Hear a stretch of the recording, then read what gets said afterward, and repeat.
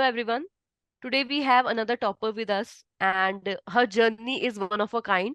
We will talk about her journey, we'll talk about a lot of lesson, how in a short time she got for the interview. She was the first one to got the first day first interview, yet she prepared well and she cracked that interview. It's a very interesting story. We'll talk about that. But first, I like to welcome another topper, RBI topper with us, Chetna Goel ma'am. And I like to congratulate you, ma'am, from whole EduTap team, from my side, and for from all the student side who are watching this video. Thank you, ma'am. Thank you so All much. right. Yes, ma'am. So you must have felt great since you have cracked this examination. The first thing I like to ask you is, since you get on this journey, there were ups, there were down. You sacrificed a lot for this RBI exam. How you were feeling once you get to see your roll number in the final list? Ma'am, actually, I was very excited. I told my brother and like my then parents. और I was in Lucknow. मैं लखनऊ महोत्सव में थी, वहां पर enjoy कर रही थी क्योंकि मेरा ट्रेनिंग पीरियड चल रहा था। तो मैं नहीं समझ आ रहा था कि कैसे रिएक्ट करूं, बस मतलब लोगों के कॉल्स आ रहे हैं और मैं रिएक्ट करती हूँ। I think that is great. So आप लोगों ने सुन ही लिया, she was in the Lucknow mela. Since I tell you more about her in a while, but yes, once she get to see her roll number, उन्होंने फटाफट फैमिली को call किया, फटाफट उनसे शेयर किया। And I do luck all of you कि आप भी सेम फीलिंग को कॉपी कर पाएंगे, आप भी सेम चीज फील करेंगे वंस आपने इस डायरेक्शन में मेहनत की and you see your name. So इसी पेपर को क्रैक करने के लिए ma'am, you started somewhere right? तो मैं सबसे पहले आपसे पूछना चाहूंगी, how was your educational background? क्या फाइनेंस बैकग्राउंड से थे, नॉन फाइनेंस बैकग्राउंड से थे, एंड ये आरबीआई की जर्नी आपकी कहाँ से स्टार्ट हुई? हाँ मैम, मेरा बैकग्राउंड एक्चुअली मैंने बीटेक किया हुआ है सिविल इंजीनियरिंग एमएनआईटी जयपुर से। तो मेरी आरबीआई की जर्नी, सबसे पहले मैंने यूपीएससी की प्रिपरेशन स्टार्ट की थी। तो यूपीएससी के अटेम्प्ट्स में मुझे रियलाइज हुआ कि आरबीआई एक बहुत बेटर अपॉर्चुनिटी है आफ्टर द कोरोना। तो मैंने अटेम्प्ट्स देना शुरू किए थे। प्रीलिम फर्स्ट टाइम जब अटेम्प्ट दिया था तब मेरा प्रीलिम्स क्लियर नहीं हुआ था क्योंकि मुझे पता ही नहीं था कि क्या देना है। देन आफ्टर सेकेंड टाइम मैंने प्रीलिम्स क्लियर किया, बट मेरा मेंस नहीं हो पाया। और उसके बाद इस बार के साथ मेरा प्री मेंस और इंटरव्यू क्लियर हो गया। Right, I think that is great कि कैसे आपकी एक जर्नी से ट्रांजिशन हो गए। बट जैसा कि आपने बोला कि यूपीएससी का जब आपने फर्स्ट अटेम्प्ट दिया था, आई थिंक ये किसी भी एग्जाम के लिए जब बच्चे फर्स्ट टाइम, स्पेशली फ्रेशर जब अटेम्प्ट होते हैं, या तो वो बहुत ओवरली कॉन्शियस होते हैं, या फिर वो ऐसे थोड़ा सा ऐसे सोचते हैं कि यार मैं मेहनत कर लूंगा, हो जाएगा। उनको ये नहीं पता चलता कि मेहनत भी आपको एक डायरेक्शन में करनी है। आपको, अगर आप ऐसे ही फ्री में कुछ भी मेहनत करें किसी भी एग्जाम के लिए, तो वो मेहनत इतनी फ्रूटफुल नहीं होती, या फिर आपको बहुत एक्सेसिव मेहनत करनी पड़ती है सेम अमाउंट ऑफ रिजल्ट के लिए। तो आप क्या बोलेंगे कि गाइडेंस एक एस्पिरेंट की प्रिपरेशन जर्नी में कितना इंपॉर्टेंट होता है? मैम, गाइडेंस सबसे ज्यादा जरूरी होती है क्योंकि अगर कोई भी जर्नी होती है ताकि हम एक स्मार्ट वर्क कर पाए, उस मेन टारगेट को फोकस लेके मतलब तैयारी करें तो हम उस जर्नी को सक्सेसफुली डील कर सकते हैं। तो और आई वो थिंक, हाँ, एंड मैम। आई थिंक जब बच्चे ना एक एस्पिरेंट के मुंह से सुनते हैं कि उसने कैसे प्रिपेयर किया, तो ये भी उसके लिए बहुत बड़ा गाइडेंस का सोर्स होता है। तो आज आप जैसे हमसे शेयर करती जाएंगे, हम आपसे और लर्न करते जाएंगे। राइट। सो मैंने जब आपसे पहले बात की थी, आपने मेरे को बताया था you also appear for Rajasthan administrative services, right? RAS का एग्जाम भी आपने दिया था, एंड आप फॉर्चुनेटली अनफॉर्चुनेटली प्री तो आराम से क्लियर कर लिया था, लेकिन आपने मेंस के लिए बहुत मेहनत की थी, राइट? एंड उस वक्त आपका सबसे लोएस्ट पॉइंट था कि जब आप मेहनत करने के बाद मेंस क्लियर नहीं कर पाए। एंड आई थिंक ये सारे एस्पिरेंट की लाइफ में होता है, जैसे आपके लाइफ में आरएएस के टाइम पे हुआ। बच्चे जब आरबीआई देते हैं, बहुत मेहनत करते हैं, वो आरबीआई का पेपर फिर निकलता नहीं है, तो यही उनकी लाइफ में लोएस्ट पॉइंट आ जाता है। आपने अपने आप को कैसे पिक किया कि भाई मेरा ये एग्जाम नहीं निकला है, बट देन अगेन मैं किसी और एग्जाम के लिए अब बिल्कुल स्क्रैच से मेहनत करूं? मैम, क्योंकि है ना, जब लोएस्ट पॉइंट होता है तो वो सबसे ज्यादा होता है कि तुम्हें फिर कुछ करके दिखाना है। तो उस लोएस्ट पॉइंट को तुम एक बेटर अपॉर्चुनिटी की तरह ट्रीट कर सकते हो। अपनी मेहनत पे विश्वास रखो, कंसिस्टेंट रहो, तो तुम कोई भी एग्जाम निकाल सकते हो। और फ्रेंड्स और फैमिली का जब सपोर्ट होता है तो तुम कोई भी चीज क्रैक कर सकते हो। आई थिंक ये 3 ग्रेट लेसन आपने शेयर कर रखे हैं कि पहले तो जज्बा होना चाहिए कि कुछ करके दिखाना है। सेकंड, ऐसा नहीं है कि कुछ करके दिखाना है और आपने सोने चले जाना है, उसके बाद आपने मेहनत करनी है और कंसिस्टेंटली मेहनत करनी है। एंड थर्ड, आपने कांस्टेंट सपोर्ट ढूंढना है जो आपकी फैमिली और आपके फ्रेंड्स आपको प्रोवाइड करते हैं। तो जब हम इस सपोर्ट की बात कर रहे हैं, तो आपकी फैमिली आपको कैसे सपोर्ट करती थी कि आप नहीं पढ़ो? यूजुअली फैमिलीज आर लाइक कि पेपर नहीं निकला है, थोड़ा टाइम दे दो, या फिर नहीं हो रहा है तो कोई और जॉब ढूंढ लो। आपकी फैमिली ने आपको कैसे मोटिवेट किया? मैम फैमिली हमेशा सपोर्ट करती रही है, क्योंकि उन्हें विश्वास था कि कुछ करेंगे। तो मेरे भाई मेरे साथ ही प्रिपेयर करता था, तो हम दोनों सेम रूम में रहते थे। तो हम्म। साथ में वही प्रिपेयर प्रिपेयर कर रहे थे। और घर वालों का मोटिवेशन तो बिल्कुल था ही, कि साथ में सपोर्ट था कि तुम करो, कुछ कर लोगे। दैट इज मतलब ग्रेट। उन्होंने हमेशा फाइनेंशियली और इमोशनली दोनों तरह से सपोर्ट किया था। आई थिंक ये फैमिली का सपोर्ट होना बहुत जरूरी है, एंड स्पेशली जब आपके साथ कोई प्रिपेयर कर रहा हो, आपके केस में भाई था। आई थिंक अगर कोई भी आपका फ्रेंड प्रिपेयर कर रहा है साथ में, तो सपोर्ट रहता है कि वो, उनको पता होता है आप प्रिपेयर कर रहे हो, आपको पता रहता है वो प्रिपेयर कर रहे हो, and you can also cross check. So just like you told me कि आपने जब आरएएस का अटेम्प्ट दिया था, आपने इस बार भी क्लियर कर रखा है एंड आपका मेंस भी है। तो इस साल प्लान है आपका आरएएस के मेंस देने का? नो मैम, मेरा कोई प्लान नहीं है। अब तो क्योंकि आपने आरएएस के लिए मेहनत की थी but you are not appearing, तो आगे का आपका क्या प्लान है? कि आप यूपीएससी में वापस जाएंगी, कि दोबारा आरएएस पिक करेंगी, कि अब आप आरबीआई को एज अ करियर देख रहे हो? बिकॉज आरबीआई आपको बहुत कुछ ऑफर करता है, in terms of salary, in terms of perks, in terms of opportunity. तो इसमें आप ग्रो करने का प्लान कर रही हैं कि नहीं, दोबारा से प्रिपरेशन में कूदना है? सर मैम, अभी तो मेरे को आरबीआई में जरूर करना है। अगर मेरा बाद में मन हुआ 2-3 साल बाद, तो मैं यूपीएससी के लिए जाना चाहूंगी। उसके बाद, उसके अलावा कुछ नहीं। आई अभी थिंक मेरा क्योंकि प्लान आरबीआई के लिए है। राइट राइट, तो अल्टीमेटली आरबीआई चूज कर रखा है, एंड ग्रेट प्लान है यार, इतनी मेहनत से एग्जाम क्रैक किया है, बहुत अच्छी अपॉर्चुनिटी है। अगर यहाँ भी ग्रो कर सकते हो तो बहुत अच्छी चीज है। So just like you have told me कि आप एग्जाम्स के लिए तैयार कर रहे थे, so your journey was something like you prepare for UPSC, then you shifted to RAS, then जब, ठीक है, आप just yes like ma'am. your today now you are auditor because you appeared in SSC CGL examination, right? and वो आपने crack किया था, and उसके बाद आपने सक्सेसिवली आरबीआई क्रैक किया। तो देखो एक बार फीलिंग तो आ रही होगी अचीवमेंट वाली कि ठीक है, एक के बाद बैक टू बैक एग्जाम अब क्लियर हो रहे यस मैम, वो 2023 तक आया था लकीस्ट ईयर फॉर मी। हैं। So again I like to congratulate you कि आपने दोनों एग्जाम क्लियर किए, दैट इज ग्रेट। बट अब मैं आपसे पूछना चाहूंगी कि क्योंकि आप दो एग्जाम के लिए प्रिपेयर कर रहे हो, and if I talk about the syllabus, यहाँ एफएम बहुत बड़ा कंपोनेंट है, एसएससी में कोई नहीं पूछ रहा है एफएम को। वहां अगर मैं बात करूँ तो मतलब एग्जाम की डिमांड दोनों की अलग अलग है, यहाँ डिस्क्रिप्टिव कंपोनेंट है, डिस्क्रिप्टिव इंग्लिश का लेवल थोड़ा सा डिफिकल्ट है। तो दोनों को आपने हैंडल कैसे किया, और आपकी प्रिपरेशन रूटीन कैसा दिखता था डेली? कितने आवर आप एसएससी की प्रिपरेशन को देते थे, कितने आवर आप आरबीआई की प्रिपरेशन को देते थे? अगर आप दोनों के लिए साइमल्टेनियसली प्रिपेयर कर रहे थे, तो आपने सब्जेक्ट कैसे चूज किए? मैम एक्चुअली जब आरएएस का नहीं हुआ था, तब मेरे को जॉब सिक्योरिटी का हुआ। तो मैंने एसएससी एग्जाम दिया। एक्चुअली मेरा मैथ ऑप्शनल था, तो एसएससी में मोस्टली मैथ और इंग्लिश पे फोकस किया जाता है। तो मुझे उसमें इतनी ज्यादा मेहनत नहीं करनी पड़ी। थोड़े मैंने वहां पर मॉक्स लगाए थे, तो मैंने उसका वो क्रैक किया था। उसके बाद आई पे, तो वो उसके बाद मैंने आरबीआई का प्रिपेयर करना शुरू किया था। ओके, तो आरबीआई में आपने एफएम से स्टार्ट किया फेज 2 के सब्जेक्ट्स के, या फेज 1 के सब्जेक्ट्स पहले पिक किए? क्योंकि क्वांट आपने बोला कि सेम है, इंग्लिश सेम है, तो रीजनिंग रीजनिंग उठा के सब हो गया था, तो आपने कैसे किया? मैम आरबीआई के, मैं एक्चुअली जब मैंने प्रीवियसली मेंस दिया था, तब मुझे पहली बार मेंस का सिलेबस पता चला था। तब मैंने वहां पर कोई कोर्स ज्वाइन किया था अनुज जिंदल का। तो मैंने वहां पर क्वेश्चंस प्रैक्टिस किए थे, और उसी टाइप से फिर मैंने एडोटैप का भी कोर्सेज लिए थे। तो उसकी समरी शीट से मैंने पहले एफएम का प्रिपेयर किया था, फाइनेंस एंड मैनेजमेंट, क्योंकि वो मेरे लिए डिफरेंट सेशन था। तो उसके लिए मैंने डिफरेंट लाइक ऑब्जेक्टिव के लिए समरी शीट्स पढ़ना और शॉर्ट नोट्स पढ़ना। उसके अलावा फिर मैंने मतलब अब सब्जेक्टिव पार्ट के लिए मैंने डिफरेंट जो एक्सपेक्टेड क्वेश्चंस होते हैं ना, उनके आंसर्स को लिखा था सिनॉप्सिस बना के, और ताकि मैं अपने लेवल पे आंसर्स लिख सकूं। उसके बाद ईएसआई मेरा प्रिपेयर था, क्योंकि वो यूपीएससी बैकग्राउंड से था। और इंग्लिश के लिए फिर मैंने, इंग्लिश को मेरे को कन्वर्ट करना था, क्योंकि मैं हिंदी मीडियम बैकग्राउंड से थी। हम्म। तो मेरे को इंग्लिश में ऐसे में थोड़ी दिक्कत आई, बट जब मैंने प्रैक्टिस की तो वो इजिली हो गया था।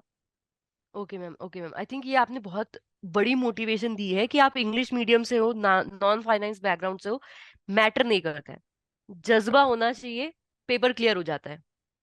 यस मैम, जज्बा और मेहनत, प्रैक्टिस होनी चाहिए उस चीज के लिए कि आप उसी डायरेक्शन में मेहनत करो। Right, right. तो मैं वही कहूंगी कि गाइडेंस आपके लिए बहुत जरूरी है। राइट स्ट्रैटेजी के साथ आप एक डायरेक्शन में मेहनत कर रहे हो और कंसिस्टेंट हो मेहनत में, तो वो रिजल्ट देता है। मैम लगभग तुम 8 to 10 आवर्स दे रहे हो प्रिपरेशन स्ट्रेटेजी को, प्रिपरेशन को, तो आप इजीली क्रैक कर सकते हो। आई think that is great, that is great. Now जब हम आपकी जर्नी की, प्रिपरेशन जर्नी की बात करें, सिंस 2023 से पहले you are facing failures, right? तो आपकी लेकिन प्रिपरेशन जर्नी चल रही थी, वहां से आपने क्या लर्निंग ली कि मैंने ये मिस्टेक्स कर दी हैं, अब ये मिस्टेक मुझे 2023 में रिपीट नहीं करनी? बिकॉज 2023 वॉज द ईयर जहां पे आपने एग्जाम सारे क्लियर किए हैं। मैम पहली मिस्टेक मेरी ये रही थी कि मेरी टाइपिंग स्पीड अच्छी नहीं थी, तो क्योंकि मैंने फर्स्ट टाइम ही वहां पर ही टाइप किया था, तो उसके अपनी एक तो टाइपिंग स्पीड इम्प्रूव करो लगभग 25-27 के अप्रोच। दूसरा रहा था कि क्वेश्चन आंसर की बेटर प्रैक्टिस करो, मतलब खुद से बनाते खुद का इवेल्युएट करके प्रैक्टिस करो, मतलब मॉक्स दो, फेज टू के लिए मॉक्स भी जरूरी है। या तो मॉक्स सेल्फ मॉक दे सकते हो या कोचिंग के मॉक्स दे सकते हो, ताकि हम एक्सपेक्टेड क्वेश्चंस के आंसर लिख सकें और सेल्फ इवेल्युएट कर सकें।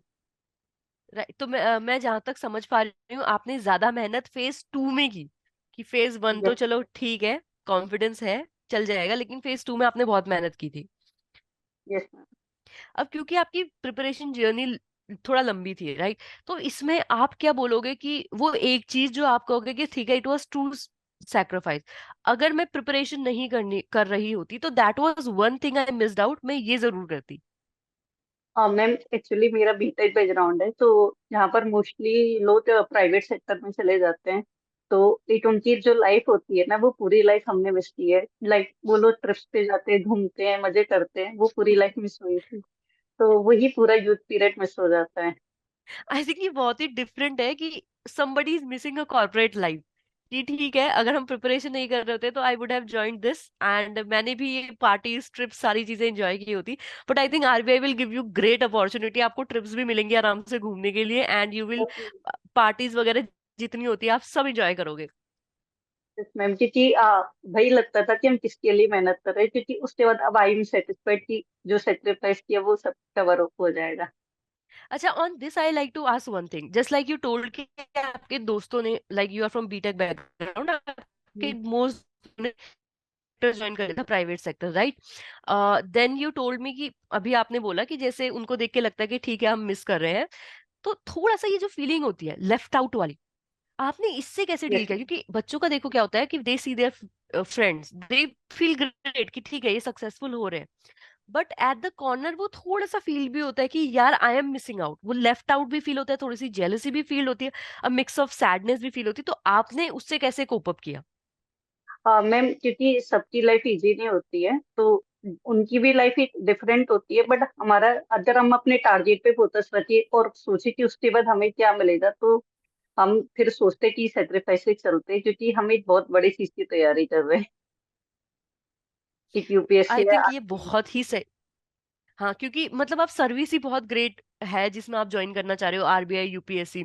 तो अगर स्टूडेंट क्लियर है कि ठीक है मुझे ये करना है, and it's a great opportunity, nation को सर्व करने की अपॉर्चुनिटी हर किसी को हर बार नहीं मिलती है, तो if one is focused on his goal तो वो उसका क्लियर होगा। तो इससे आपको देख के मुझे याद आ रही है वो अर्जुन की, कि he was only able to see कि मछली की आंख दिख रही है, कि ठीक है आसपास सबको सब कुछ दिख रहा है लेकिन मछली की आंख दिख रही है और वहीं तीर लगाना है ना, आपका तीर लगा भी है।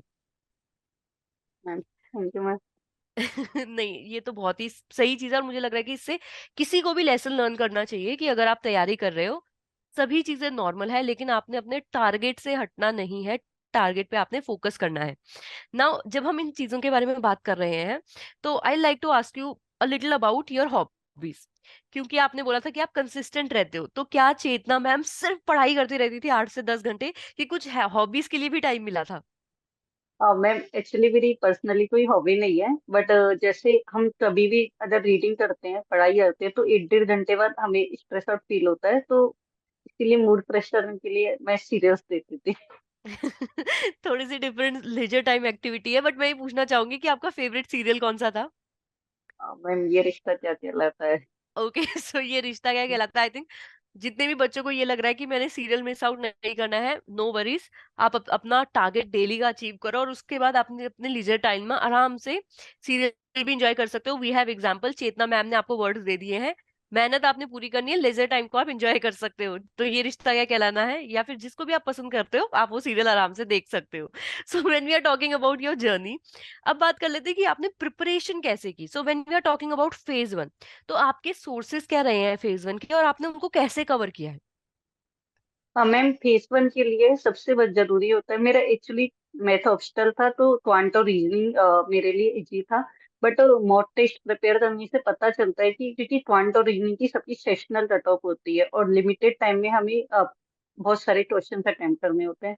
तो हमें सबसे पहले ये पता करना होता है कि हम कौन से क्वेश्चन कर सकते हैं उस टाइम में और कौन से क्वेश्चन नहीं कर सकते, जो ये हमें मॉक टेस्ट से पता करते होता है कि ताकि हम वहां पर कंफ्यूज ना हो कि ये क्वेश्चंस करने हैं और ये क्वेश्चंस नहीं करने हैं। और जीए के लिए मैंने किसी का सोर्स लिया था कोचिंग का, तो उसमें मैंने उसके बैंकिंग करंट अफेयर्स लगभग 6 महीने से 1 साल के पढ़े थे और आरबीआई की रिपोर्ट्स पढ़ी थी। Right right. तो आपने बैंकिंग कर, आपको क्वांट रीजनिंग इंग्लिश में कोई डर नहीं था, आपने बैंकिंग अवेयरनेस अच्छे से की, एंड फेज 1 के लिए आपने यही प्रिपरेशन की थी। तो फेज 1 के टाइम पे, just like you told me कि आप यूपीएससी बैकग्राउंड से हैं, राइट? तो आपको क्या जो करंट अफेयर है जिसकी हम बात करते हैं आरबीआई में, जीए स्पेशली, राइट? तो क्योंकि ये सबसे हैवी कंपोनेंट है, सबसे ज्यादा वेटेज इसी कंपोनेंट का है, ये आपको यूपीएससी से सिमिलर लगा कि ठीक है मैं यूपीएससी वाला पढ़ के चले जाऊं, कि यहाँ करंट अफेयर आपको ट्रिकी लगा कि नहीं, फंसना नहीं है, यहाँ करंट अफेयर डिफरेंट है? यस मैम, वहाँ पर करंट अफेयर डिफरेंट थी क्योंकि आरबीआई फैक्ट्स पे फोकस करता है जबकि यूपीएससी एनालिसिस पार्ट पे फोकस करता है। तो यहाँ पर ये टोटली डिफरेंट था यूपीएससी से, तो हमें दो मतलब उसको डिफरेंट तरह से डील करना चाहिए फैक्ट्स के अकॉर्डिंग। Okay okay. तो थोड़े से फैक्ट्स वगैरह पे ध्यान देना चाहिए।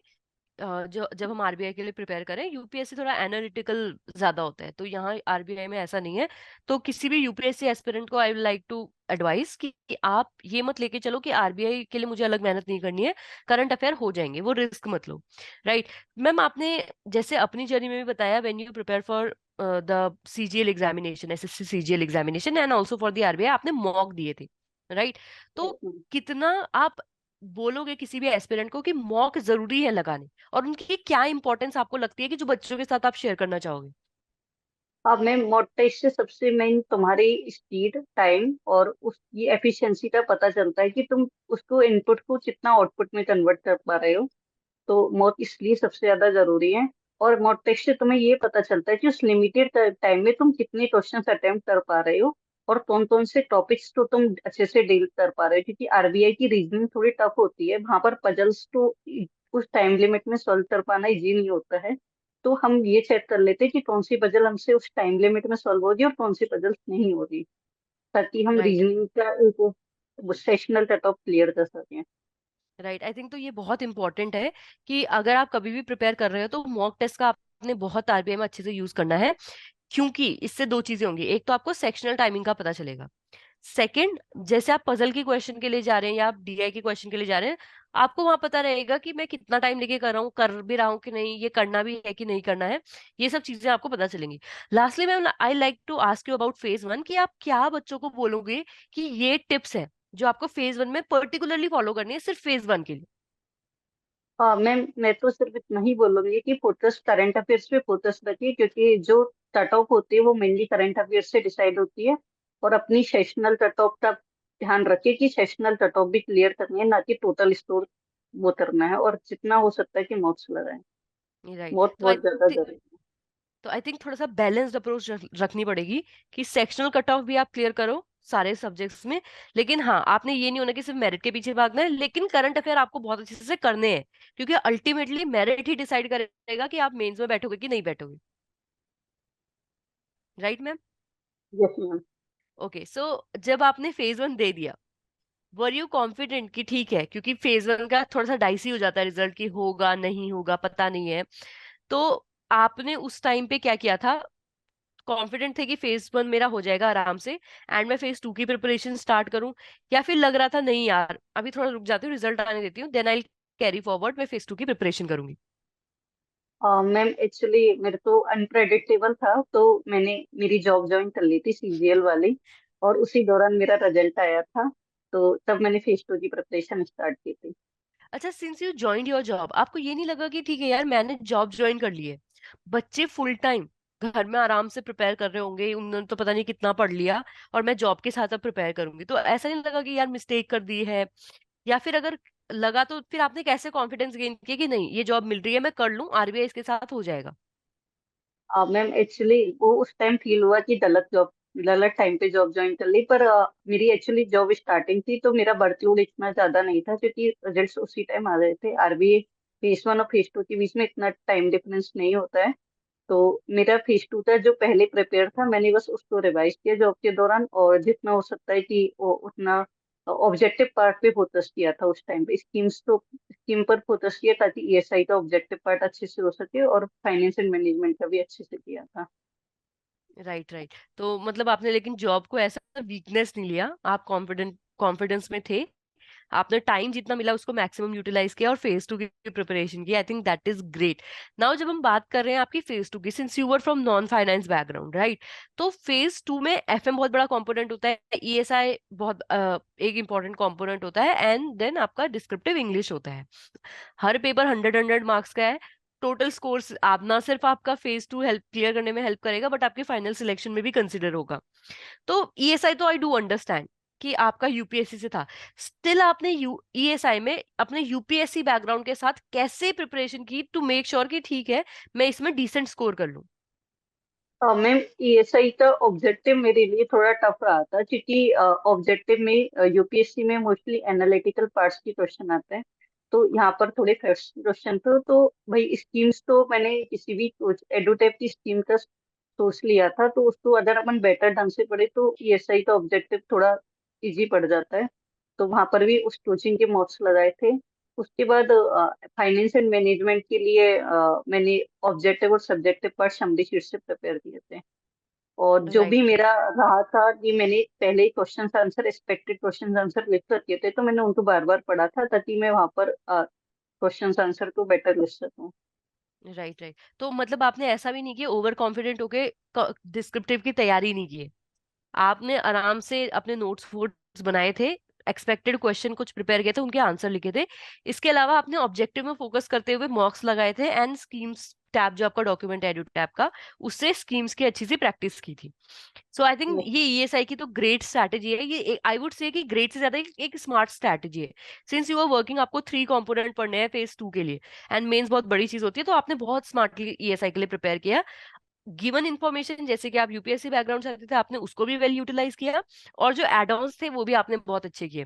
When we are talking about FM, अब एफएम एक ऐसा कंपोनेंट है जिसको पीपल कंसिडर कि ये सबसे ज्यादा स्कोरिंग है, मैं इसमें अच्छा स्कोर कर लूंगी, but you are from non finance background, तो आपने कैसे इसको मैनेज किया कि ठीक है मैं नॉन फाइनेंस बैकग्राउंड से हूँ, and if I talk about the ESI, आपको तब भी थोड़ा बहुत कॉन्फिडेंस था, if we are talking about the descriptive English, तो उसमें ठीक है ऐसे वैसे लिखे होते हैं यूपीएससी वालों ने, वहां पे भी थोड़ा बहुत कॉन्फिडेंस होगा।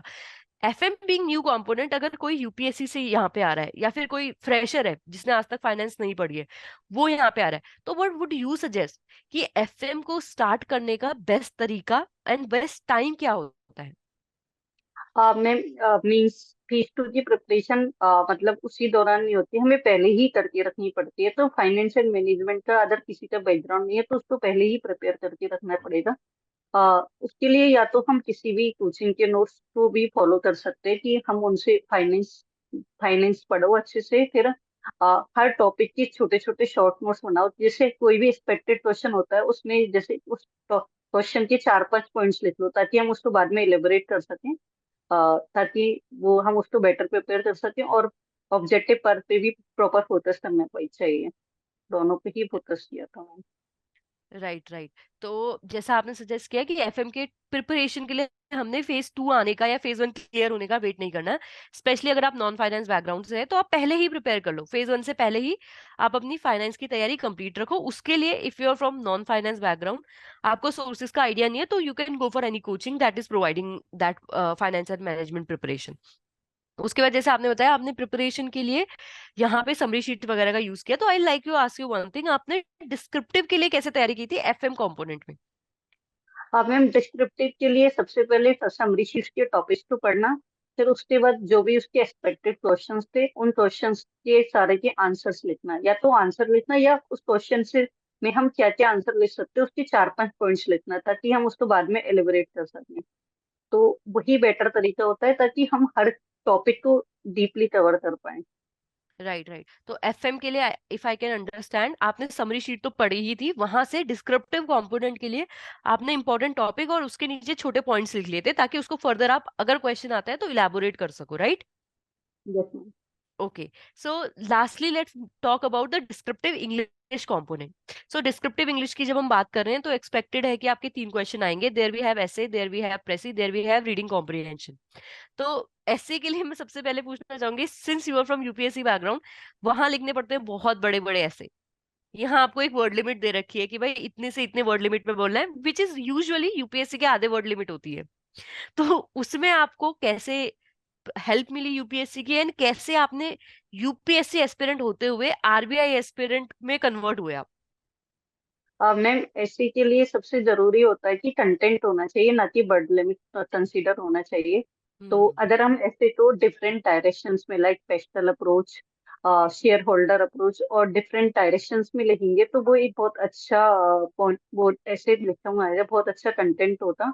तो वही बोलूंगी कि जैसे ही जैसे ऐसे आता है तो उसका एक पेज ले लो, उस पे अपन डिफरेंट अप्रोच लिख लो, डिफरेंट पॉइंट्स लिख लो, उसके बाद अपन ऐसे लिखना शुरू करते हैं तो हम इजिली ऐसे तो लिख पाते हैं। पर उससे पहले पूरा ऐसे मतलब एक पेज में लिख लो, मतलब ताकि हम सिनॉप्सिस बना लो उसके, ताकि हम उसको बेटर कंसिडर कर सके आगे। अच्छा मैम, तो आपने ये बताया कि आपने एक्सपेक्टेड एसेस के लिए कुछ टॉपिक लिए थे और उसके लिए आपने मल्टी डायमेंशन अप्रोच बताई कि ठीक है ये आपने करने हैं और कुछ पेजेस प्रिपेयर करने। एग्जाम टाइम पे जब आप ऐसे लिख रहे थे, आपने क्या रफ शीट यूज की थी? जैसे बच्चे यूजुअली कंफ्यूज होते हैं कि मैं पहले शीट में लिख दूं या फिर मैं डायरेक्टली टाइप करना स्टार्ट करूं, तो आपकी क्या स्ट्रैटेजी थी इसमें? मैम रफ शीट जरूर यूज करनी चाहिए, पर उसमें ऐसे मतलब उस जैसे भी कोई ऐसे होता है तो उसमें हम डिफरेंट पॉइंट्स बनाते हैं कि सबसे पहले इंट्रो, इंट्रो में क्या 2-3 पॉइंट्स लिखने हैं, तो हम वो रफ शीट में लिख लें छोटे छोटे में, कि हम्म। हम इस पॉइंट को कवर करेंगे, इस पॉइंट को, फिर उसके बाद उसके इम्पैक्ट, उसके पॉजिटिव, उसके नेगेटिव जो भी है, तो उन सबको एक रफ शीट में 10 मिनट या 10 मिनट का टाइम सोचकर हम उनको लिख लें, ताकि फिर हम जब ऐसे टाइप करना स्टार्ट करें तो हम सारे पॉइंट्स को इंक्लूड कर पाए। आई थिंक यहाँ पे एस्पिरेंट्स का डाउट बिल्कुल क्लियर है कि रफ शीट यूज करनी की नहीं करनी। आपने डेफिनेटली करनी है, इफ यू आर कंफर्टेबल आप जाओ उसको यूज करो, अपने रफ पॉइंट लिखो, इंट्रो में क्या लिखना, बॉडी में क्या लिखना है, अकॉर्डिंगली आप अपना ऐसे लिखो। Next when we are talking about the precis and reading comprehension, तो उनका लेवल कैसा लगा आरबीआई में?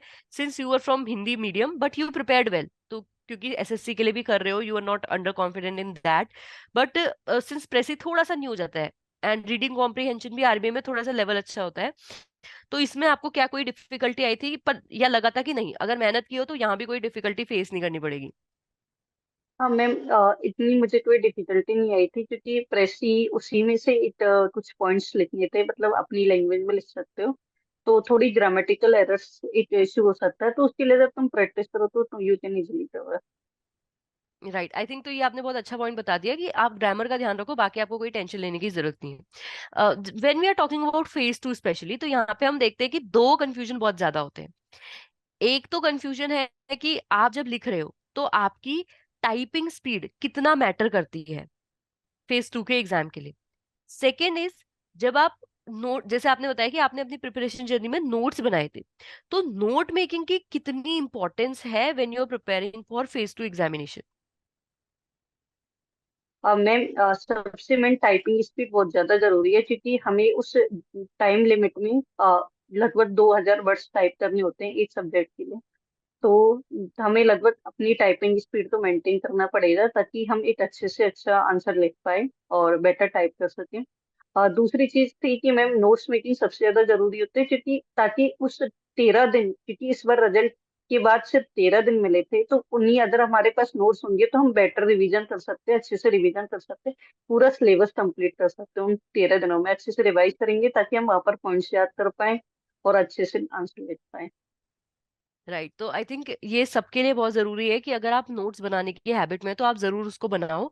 आपको नहीं पता है आरबीआई में दिन कम मिलते हैं, फेज 1 के रिजल्ट आने के बाद फेज 2 की प्रिपरेशन के लिए आपको लिमिटेड टाइम मिलता है। तो आप पहले ही नोट्स प्रिपेयर कर लो ताकि लास्ट मोमेंट पे आपके पास सब टू गो प्रिपेयर हो, आपका रिवीजन की प्रोसेस जो है वो इजी बन जाए। When we are talking about the typing speed, तो टाइपिंग स्पीड एक बहुत इंपॉर्टेंट कंपोनेंट हो सकता है आपका।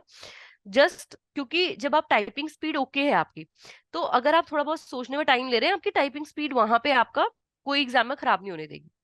आप अच्छे से अपना आंसर को टाइप कर पाओगे। तो दोनों चीजों पे आपने अच्छे से मेहनत करनी है। वर्ड लिमिट के बारे में हमने पहले डिस्कस कर लिया है कि आपका कंटेंट अच्छा होना चाहिए, वर्ड लिमिट के लिए आप बहुत ज्यादा वरी मत करो। Right, so now we are coming to the most interesting part of this interview, that is your RBI interview. So first I like to tell everyone, just like I have said in the beginning, कि ma'am का जो interview था, it was first day first interview. And क्योंकि ma'am ने preparation, ऐसा नहीं है कि फेज 2 खत्म हो रखा है और इंटरव्यू की प्रिपरेशन स्टार्ट कर दी है। वो थोड़ा सा हम लेट बैक हो जाते हैं कि इंटरव्यू के लिए टाइम मिलता है, तो वही था, आराम से हम बैठ गए थे। अब मैम, मैं आपसे जानना चाहूंगी पहले, क्योंकि because she have a very interesting story, how her journey from mock turn into a successful RBI interview journey, and even when she was waiting कि उनका नाम कब कॉल हो रहा है, then also she did something very interesting, so I like to share। Ma'am Chetna ma'am, आप थोड़ा सा शेयर कर दो स्टोरी को। मैम, जब मेरा इंटरव्यू का शेड्यूल आया तब मैंने देखा कि मेरा फर्स्ट डे इंटरव्यू है। मैं पूरी नर्वस हो गई कि मैं कैसे करूँगी, क्या करूँगी। तो वही उसके बाद और जब मैंने एडुटेक का पहला इंटरव्यू दिया था, तो मैं बहुत ज्यादा अंडर कॉन्फिडेंट थी। मैं अपने ऑफिस का फुल नेम तक भूल गई थी कि दे सेड कि आपके ऑफिस का फुल नेम क्या है। तो बहुत ही ज्यादा प्रेशराइज था उस टाइम के लिए। बट जैसे जैसे मैंने सबसे पहले भाई सारे मॉक इंटरव्यू अरेंज कराए थे डिफरेंट कोचिंग से। उसके बाद आरबीआई की प्रीवियस ईयर्स की ट्रांसक्रिप्ट पढ़ी थी, और आरबीआई की वेबसाइट विजिट की थी, डिफरेंट डिपार्टमेंट के बारे में पढ़ा था, और वो जो कलीग्स थे, तो जो लोग इंटरव्यू के लिए प्रिपेयर कर रहे थे, तो उनसे कांटेक्ट किया था, तो काफी हेल्प मिली थी उनसे भी। उनके साथ अपने मतलब अपने दोस्तों के साथ इंटरव्यू दिए थे ताकि मैं अच्छे से अच्छा कर पाऊँ वहां पर। और मेरा पहला इंटरव्यू था एक। तो आई थिंक दैट इज इंटरेस्टिंग। तो आप लोगों ने सुन लिया होगा कि देखो, इंटरव्यू के टाइम पे ना, मॉक इंटरव्यू में आपको जितनी गलतियां करनी है, कर लो। रियल इंटरव्यू उसके बाद, तो मुझे लगता है कि थोड़ा सा शायद ये आपके केस में भी होगा, correct me if I am wrong. जब आप मॉक इंटरव्यू देते हो, आपको थोड़ा सा अपनी कमियां पता लगने लग जाती हैं, be it related to content, be it related to कि आप नर्वस बहुत ज्यादा हो रहे हो, है ना मैम? Yes ma'am. अपना पर्सनालिटी डेवलपमेंट की आप क्या क्या गलतियां कर रहे हो, कैसे कैसे रिएक्ट कर रहे हो, तो वो सारी चीजें आप अच्छे से देख पाते हो मॉक इंटरव्यू में। राइट, तो मॉक इंटरव्यू की जितनी वैल्यू है वो धीरे धीरे इंप्रूव करती गई। तो आई थिंक, क्योंकि पहला स्टेप देखो ये होता है कि हमें अपनी वीकनेस पता चले, then we accept, then we only improve. तो शी अडॉप्टेड दैट, वो सारी चीजें स्टेप मैम ने अडॉप्ट कर रखे हैं। And she was the first candidate, and she was also the one who crack the NABARD, not NABARD, RBI grade B examination. Right, so congratulation to you ma'am again. Thank you ma'am. And she have told already कि जब उनका नाम आया था, she was, Lucknow मेले का भ्रमण हो रहा था, नेम देखा, then she was so happy, she shared it with her whole family. That was a great experience ma'am. अब मैं आपसे एक क्वेश्चन और पूछना चाहूंगी कि अब since you have crack this examination, अब एक चीज वो क्या है जो आप सबसे पहले करना चाहते हो, since you have joined RBI, तो आप फर्स्ट चीज क्या करना चाहोगे? मैम, ऐसा अभी कोई प्लान नहीं है, बट जितना हो सकता है कि इस तो ट्रस्टेड पार्टी ये सभी जो जो भी कॉर्पोरेट लाइफ वाले करते हैं, वही चीज करना चाहिए। तो आई थिंक उन्होंने जितनी चीजें मिस आउट की है उनको कैचअप करना है। कॉर्पोरेट वाले जितने पार्टीज वार्टीज करते हैं, ट्रिप्स करते हैं, सारी की सारी करनी है। And I think she will get a lot of opportunity to do that also. So thank you so much ma'am to share this amazing journey with us, and you added a lot of lessons here and there also। छोटी मोटी mistakes जो अभी आप कर रहे होंगे, aspirant सारे के सारे, वो भी मैम ने मेंशन कर दी है कि वो आपने नहीं करनी है। So it was, I would say कि very sweet and very valuable interview. Lastly I like to say कि आप जितने भी एस्पिरेंट आज इस इंटरव्यू को देख रहे हैं, जो आपसे कुछ प्रेरणा लेना चाह रहे हैं, उनको आप क्या टिप्स देना चाहोगे? मैम सबसे पहले तो मैं यही बोलूंगी कि अपने टारगेट के लिए कंसिस्टेंट रहे, कंसिस्टेंटली पढ़ाई करें। कोई भी फेलियर्स आता है तो उसको फेलियर ना लेके उसको एक अपॉर्चुनिटी की तरह ले, क्योंकि क्या पता वो फेलियर कौन सी बड़ी अपॉर्चुनिटी के लिए वेट करवा रहा है।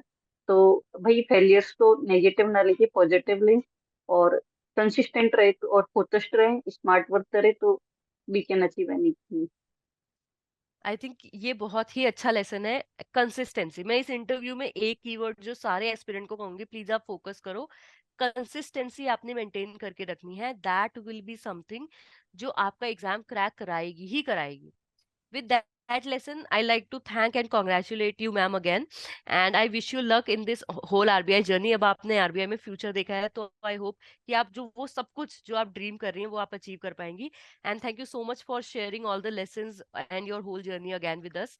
And I like to wish all the aspirant all the best. आप अच्छे से मेहनत करो and you might be the next topper that I like to interview. So thank you so much, thank you. Ma'am. Thank you ma'am. Thank you ma'am.